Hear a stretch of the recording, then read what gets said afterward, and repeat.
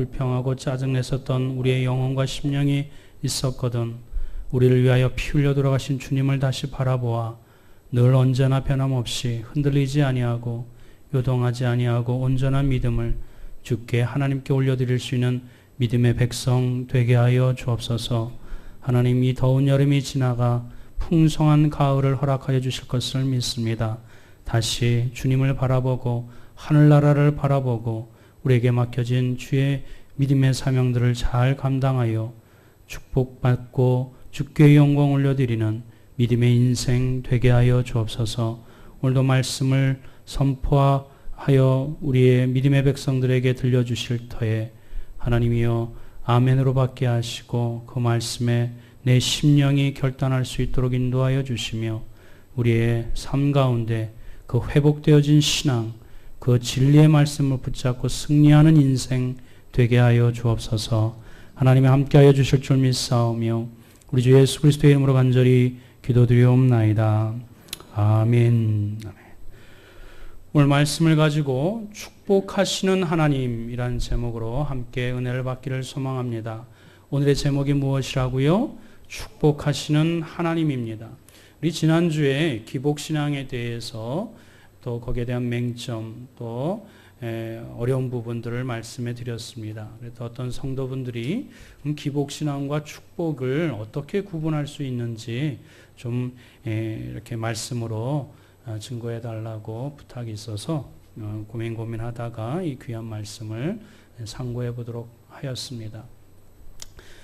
기복은 말 그대로 내 삶이, 내 인생이 형통하고 번성하는 것이 나의 의지와 나의 열심에 달려있다라고 생각을 하는 것입니다. 그러나 사람이 영적인 존재라 초자연적인 것, 미래를 알지 못하기 때문에 초자연적인 것이 있다는 것은 무의식 가운데 인정을 합니다. 그러니 내 힘으로 할 수 없는 것, 누군가에 의해서라도 내가 이 땅에서 형통하고 번성케 하도록 신까지 이용하는 것, 그래서 나만 잘 되고 이렇게 형통하는 것, 그것이 기복신앙이라고 말씀드렸습니다. 그러면 축복은 무엇이냐? 그것은 우리의 잘 되고 형통하는 것이 나의 의지와 노력에 달려있지 아니하고 하나님께 달려있음을 겸손하게 인정하고 그 하나님 앞에 그 은혜를 간구하며 축복을 달라고 하나님 앞에 기도를 드리는 것이 축복의 하나님께 기도를 드리는 믿음의 백성들의 모습입니다. 그리고 하나님을 이용하는 것이 아니라 그 축복을 받을 수 있는 그릇이 될 수 있도록 그 하나님을 닮아 거룩한 그 심령이 될 수 있도록 하나님이 만지시고 빚으실 때 그대로 맡겨드려 그 하나님께서 위로부터 부어주시는 신령한 분복을 받아 다시 하나님께 영광을 올려드릴 수 있는 수단이 되는 것, 그것이 축복이라고 우리가 구분질 수 있는 것입니다. 그러니 우리가 기복과 축복을 분명히 구분하여 우리의 하나님은 축복하시는 하나님, 축복을 주기를 원하시는 하나님이라는 것을 분명히 기억하고 하나님 앞에 그 은혜를, 그 복을 간구하는 믿음의 성도들이 되어야 될 줄 믿습니다. 오늘 본문에 있는 말씀은 특별히 리브가에게 집중이 됩니다. 리브가는 우리의 인생이 자신의 자식이 잘 되려면 하나님의 축복을 반드시 받아야 된다라는 그 믿음의 확신을 갖고 있는 한 여인의 그 믿음의 모습이 여기 오늘 본문에 기록되어 있습니다. 한 어머니의 열정이 기록되어 있습니다. 그를 통해서 나중에 말씀을 드리지만 그 방법이 좀 잘못되었지만 하나님은 이 본문의 내용을 통해서 내가 하나님이 축복을 주기를 원하시는 분이시라는 것을 분명하게 극명하게 알기 위하여 이 본문의 내용을 통하여 리브가를 사용하여 주신 줄 믿습니다. 야곱은 그 어머니의 그 열정, 열심, 그 축복을 주시는 하나님이라는 것을 리브가의 열심을 통해서 믿음을 통해서 온몸으로 체험했으며 그리하여 그의 인생 가운데 나중에 야복강가에서 하나님의 복을 받겠노라고 그렇게 하나님의 복에 목숨을 걸 정도로 하나님의 축복을 받기를 원하는 인생으로 전환됐던 것, 그것은 그의 어머니 리브가가 하나님이 어떠한 분이신지를 그 자식에게 몸소 가르쳐 주시고 일깨워 주시고 또 그것을 이렇게 체험케 해 주셨기에 야곱의 일생 가운데 기억되는 하나님은 어떤 하나님? 축복의 하나님이라는 것을 야곱은 알 수 있는 믿음의 인생이 되었던 것입니다. 오늘 말씀을 통해서 우리가 배워보아야 될 귀한 진리의 내용이 있습니다. 첫 번째로는 축복하시는 하나님을 알게 되어야 된다는 사실입니다. 오늘 말씀을 통해서 우리가 기억해야 될 첫 번째가 무엇이라고요? 축복하시는 하나님을 우리의 자녀로 알게 해 주어야 된다는 것입니다. 나도 체험을 해야 되지만, 나도 깨달아야 되지만, 우리 사랑하는 자녀들이 그 부모의 저금 통장 때문에 잘 되고 잘 먹는 것이 아니라 하나님의 축복 때문에 이렇게 행복하고 소망을 갖고 살 수 있었노라. 우리의 하나님이 축복의 하나님인 것을 자녀로 알게 해야 된다는 사실입니다. 사랑하는 성도 여러분, 사실 하나님이 어떠한 분이라는 것을 가장 알 수 있는 첫 번째 통로는 그의 부모님을 통해서 자녀들이 알게 됩니다. 우리의 사랑하는 자녀들이, 주일학교 학생들이 하나님이 어떠한 분이신지를 누구를 통해서 알게 된다고요? 그 부모를 통해서 알게 되는 것이에요. 그 하나님이 두려운 하나님이 아니라 사랑이 넘치는 하나님, 우리에게 저주를 붓고 막 야단치는 심판의 하나님이 아니라 그 배은방덕할지라도 그리고 허랑방탕하게 살았다 할지라도 끝까지 기다려주시는 사랑이 넘치는 하나님이라는 것을 그 부모를 통해서 배우게 되고 깨닫게 되고 또 알게 된다는 사실입니다. 사랑하는 성도 여러분, 우리가 신앙생활을 하게 될 때 제일 처음 신앙생활했었던 그 장소 그리고 그 사람들이 중요합니다. 왜냐하면 그때 만났었던 목회자, 그때 처음 신앙생활했었던 구역장, 처음 신앙생활했었던 성도들의 그 모습을 통해서 하나님이 어떠한 분이신지를 깨닫기 때문에 그렇습니다. 알기 때문에 그렇습니다. 그러니 참 하나님을 만나고 참 하나님이 누구이신지를 아는 그런 교회 목회자, 성도를 만나는 것이 축복인 줄 믿습니다. 오늘 성경에 말씀하시는 하나님은 어떤 하나님이냐? 축복하시는 하나님이라고 성경은 우리에게 말씀해 주고 있는 것입니다. 우리가 잘못된 길을 갈지라도 때로는 책망을 한다 할지라도 그것은 우리를 사랑하시고 우리는 바른 길로 가기를 원하시며 진리 가운데 은혜에 우뚝 서기를 원하시는 하나님의 인도하신 손길이라는 것을 말씀을 통해서 우리가 깨달아야 될 줄 믿습니다. 사랑하는 성도 여러분, 믿음의 조상 아브라함을 하나님이 부르실 적에 그 아브라함이 어떠한 상태였었죠? 우상을 만드는 가문 가운데 집안 분위기 속에 있었습니다. 그러나 그 믿음을 보시고 그 아브라함을 믿음의 조상으로 하나님께서 삼아주셨습니다. 단지 그 순전한 믿음 하나 보시고 환경과 여건을 초월하여 하나님께서 마음껏 그를 믿음의 조상으로 축복해 주셨던 내용이 아브라함을 부르실 때에 축복하셨던 내용 가운데 우리가 발견해 볼 수 있습니다. 우리 창세기 12장 1절부터 3절 다 같이 한번 읽어봅니다. 시작. 여호와께서 아브라함에게 이르시되 너는 너의 고향과 친척과 아버지의 집을 떠나 내가 내게 보여줄 땅으로 가라. 내가 너로 큰 민족을 이루고 내게 복을 주어 내 이름을 창대하게 하리니 너는 복이 될지라. 너를 축복하는 자에게는 내가 복을 내리고 너를 저주하는 자에게는 내가 저주하리니 땅의 모든 족속이 너로 말미암아 복을 얻을 것이라 하시니라. 할렐루야. 아브라함이 믿음을 가지면 얼마나 가졌겠습니까? 아직 다듬어지지 않은 이 아브라함, 성숙되지 않은 이 아브라함이 가졌던 믿음, 그거 얼마나 대단하겠습니까? 그러나 그 믿음을 귀하게 보시고 하나님은 오늘 말씀대로 믿음의 조상으로 삼아주시고 그 땅을 기업으로 하나님 허락하여 주시며 또 그리고 너를 보호하여 주시고 너를 축복하는 자를 그 이웃들까지도 축복해 주시고 너를 저주하는 자를 막아주실 것이라 하나님이 축복의 하나님을 아브라함을 통해서 약속하여 주시고 그 약속을 성취하여 주시고 그 자손에게까지 그대로 실현시켜 주셨던 분이 축복하시는 여호와 하나님이신 줄 믿습니다. 아브라함이 그 축복의 하나님을 체험했었기에, 누렸었기에, 그걸 알고 있었기에 그 자식 이삭에게도 동일한 축복 기도로 선포합니다. 우리 창세기 27장 29절 말씀 우리 남자 성도분들이 한번 읽어봅니다. 시작.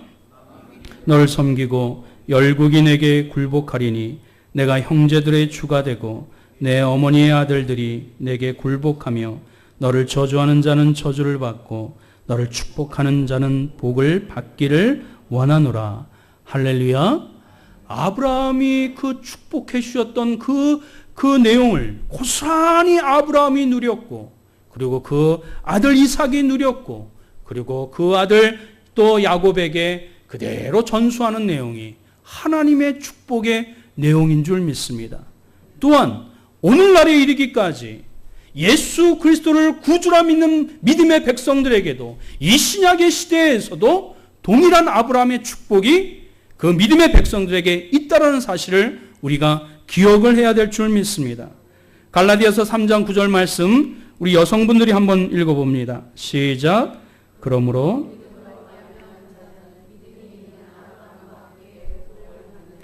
할렐루야.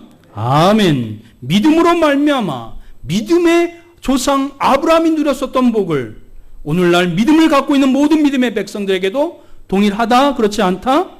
동일하다라고 말씀해 주고 있습니다. 하나님이 아브라함에게 허락하여 주셨던 축복은 오늘날 예수 그리스도를 믿는 모든 믿음의 백성들에게도 고스란히 그 축복의 내용, 그 축복의 역사가 임하게 될 줄 믿으시길 바랍니다. 그 이삭과 리브가는, 오늘 이 주인공 이삭 아내 리브가는 그 하나님의 축복을 눈으로 보고 몸으로 체험했었던 사람입니다. 그러니 그 축복이 그의 사랑하는 아들 이 야곱에게 그대로 이렇게 전달되어지고 전수되기를 간절히 소망했습니다. 이 이삭과 리브가가 블레셋 땅으로 갔어요. 기근이 임해서 블레셋 땅으로 갔습니다. 이방의 땅이었습니다. 그러나 아브라함을 통해서 축복의 기도를 받았었던 이삭은 그 이방의 땅, 블레셋 땅, 거친 땅에서도 그 가뭄이 일었음에도 불구하고 100배 소출을 얻었다라고 성경은 기록하고 있습니다. 그 당대의 거부가 되었다라고 얘기를 해주고 있습니다. 이삭은, 그의 아내 리브가는 하나님이 축복해 주시면 그 조상, 부모로부터 축복의 기도를 받으면 그대로 실현된다라는 것을 몸으로 깨달았던 사람들이 이삭과 리브가입니다. 그러니 그 축복의 기도를 사랑하는 후손이, 자손이 고스란히 받기를 열망했었던 열정이 그 어머니 리브가에게 있었다는 것은 너무나 당연한 것입니다. 사랑하는 성도 여러분, 하나님의 축복은 때와 장소를 초월하여 하나님의 믿음의 백성들에게, 그 언약의 백성들에게 반드시 임한다는 사실을 기억하시고, 우리의 사랑하는 자녀들이 그 하나님을 축복의 하나님으로 기억하고 축복의 하나님을 체험하기를 우리가 늘 애쓰고 또 선포하고 가르쳐야 될 줄 믿습니다.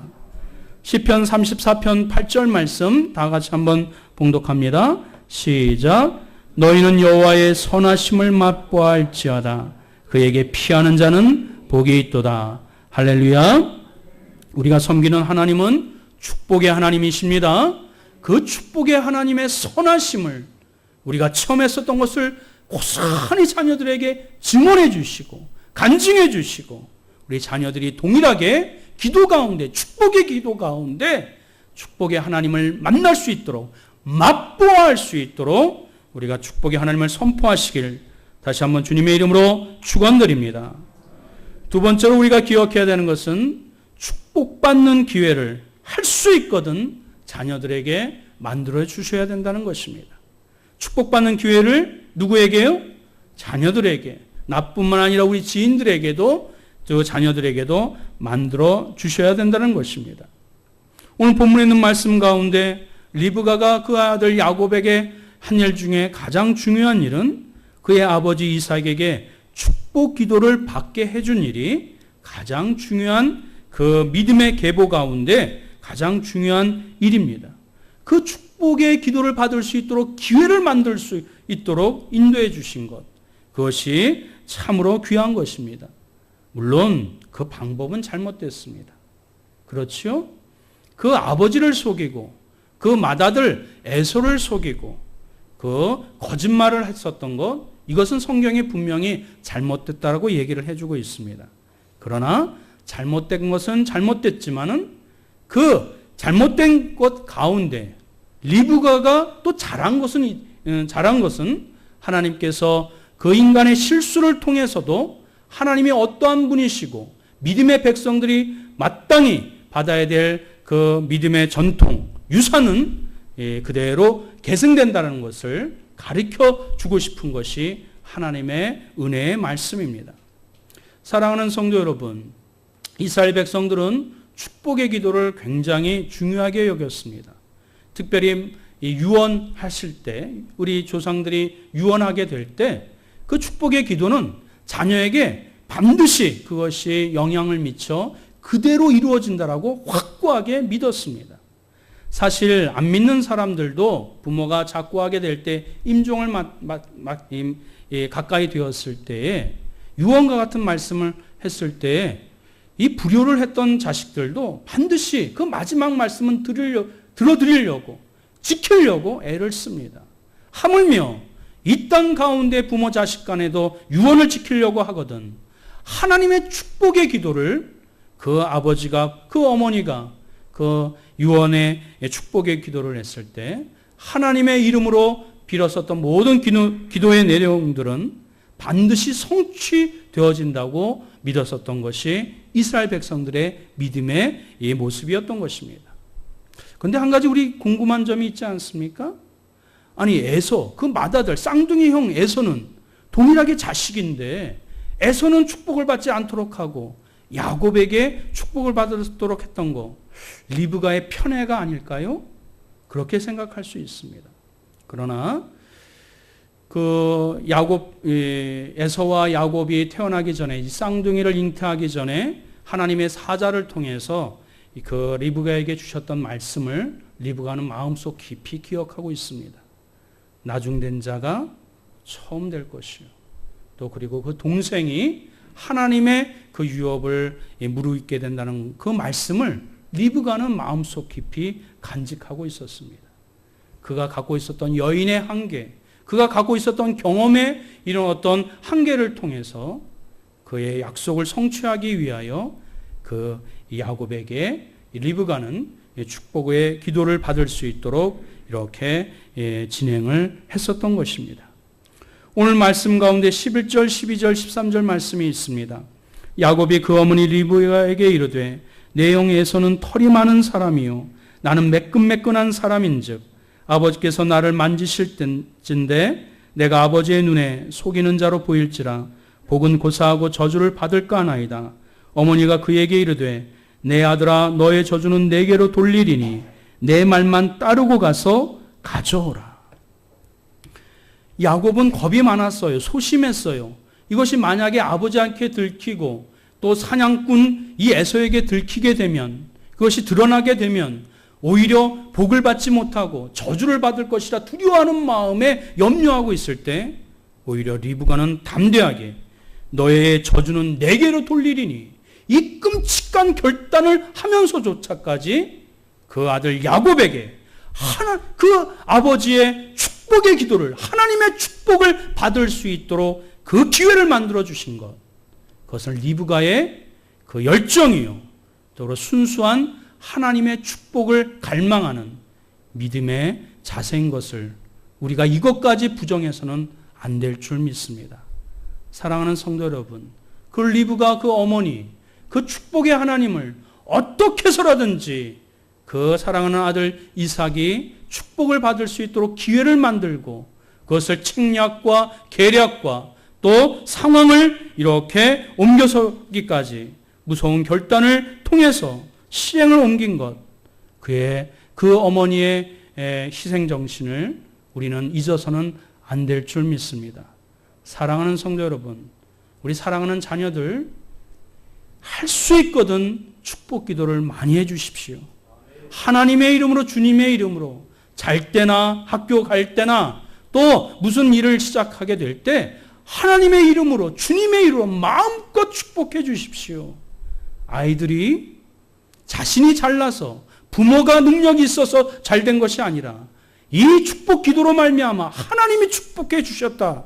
그대 일생 가운데 발견하고 그리고 부모의 손이 미치지 못하는 상황과 때가 되었을 때 그들이 하나님을 붙잡고 하나님께 매달릴 수 있는 믿음이 생길 수 있도록 그들을 마음껏 우리 가까이 있을 때 축복 기도를 드리는 믿음의 부모님 되시길, 믿음의 선생들이 되시길, 믿음의 우리 직분자들이 되시길 주님의 이름으로 축원드립니다. 세 번째 우리가 기억해야 될 것은 서로 축복하는 공동체가 되어야 될 줄 믿습니다. 그 부모가 자식을, 자식이 부모를, 또 믿음의 성도들 간에 함께 서로를 위하여 축복하는 그 믿음의 모습이 우리 영적인 가족, 공동체 가운데 있어야 될 줄 믿습니다. 베드로전서 3장 9절 말씀 다 같이 한번 읽어볼까요?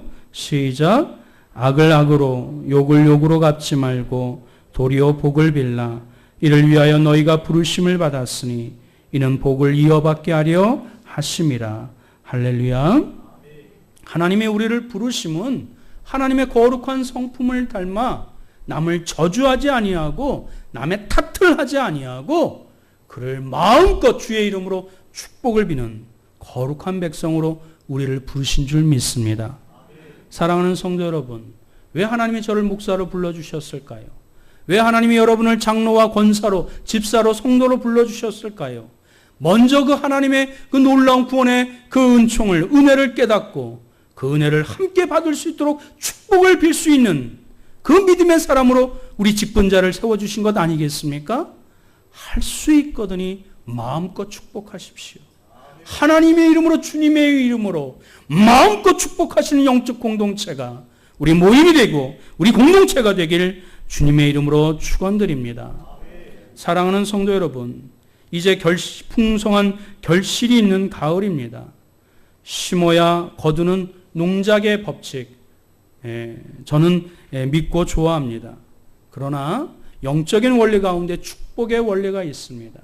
우리가 남을 위하여 축복을 빌 때 그것은 산울림이 되어서 그 축복을 빌었던 대상자에게도 축복이 임하고 그리고 메아리 쳐서 나에게도 고스란히 그 축복의 기도가 임한다는 사실을 우리가 잊어서는 안 될 줄 믿습니다. 그 축복의 영적인 원리를 기억하고 마음껏 기도하고 하나님의 이름으로 축복을 비는 믿음의 공동체 되시길 간절히 축원드립니다. 이제 말씀을 맺겠습니다. 우리 사랑하는 자녀들로 하여금 하나님을 두려움의 대상이 아닌 설레임의 대상으로 하나님을 만날 수 있도록 인도해 주시길 바랍니다.